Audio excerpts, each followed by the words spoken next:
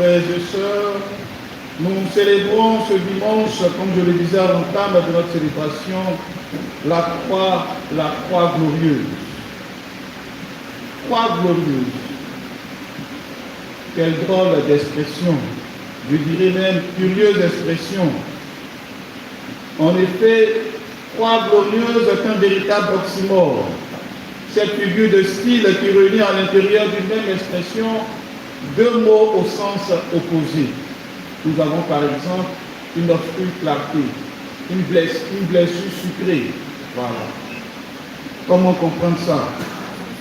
Toutefois, au-delà de cette figure de style, la fête de la croix glorieuse est une solennité qui nous invite à contempler le mystère du salut à travers le bois de la croix. Effectivement, la croix est une réalité qui renvoie à la souffrance et à la douleur. Dans la méditation du chapelet, la crucifixion est bel et bien un mystère douloureux et non un mystère joyeux, encore moins lumineux. Pourquoi alors parler de croix comme d'une réalité glorieuse, voire même joyeuse? L'Église nous invite aujourd'hui à contempler un mystère paradoxal, celui de la croix.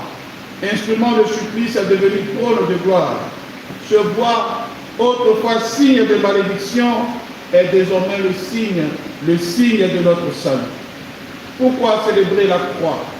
Parce qu'en elle, Dieu révèle l'extrême de son amour et l'abîme de sa miséricorde. Voici pourquoi nous célébrons la croix glorieuse. Parce que sur la croix, Dieu révèle son amour et l'immensité de sa miséricorde envers les hommes.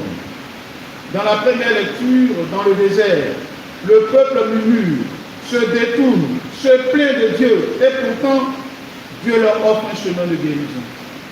Ce chemin, il suffit simplement de regarder le serpent de bronze qui est élevé lorsqu'ils sont mordus par le serpent. Ce geste, en réalité, ce n'est pas un geste magique. C'est un geste qui a plein de sens, qui est tout un enseignement, c'est toute une mystagogie.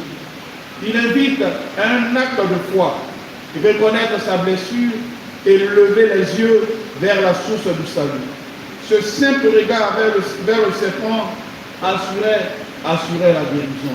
Et donc en regardant le serpent, on se rend compte de sa faute, on reconnaît avoir péché, on reconnaît être pécheur. Et regarder vers le serpent, c'est demander la miséricorde de Dieu. Aujourd'hui encore, frères et sœurs, nous sommes ce peuple blessé. Blessé par la société en général, mais surtout blessé par notre propre convoitise, blessé par notre propre orgueil, blessé par nos propres envies. Et la croix est le signe élevé qui nous rappelle à lever les yeux, non pas pour fuir la réalité, mais pour y découvrir la présence de Dieu. Parce que bien souvent nous oublions que Dieu est au cœur de notre vie.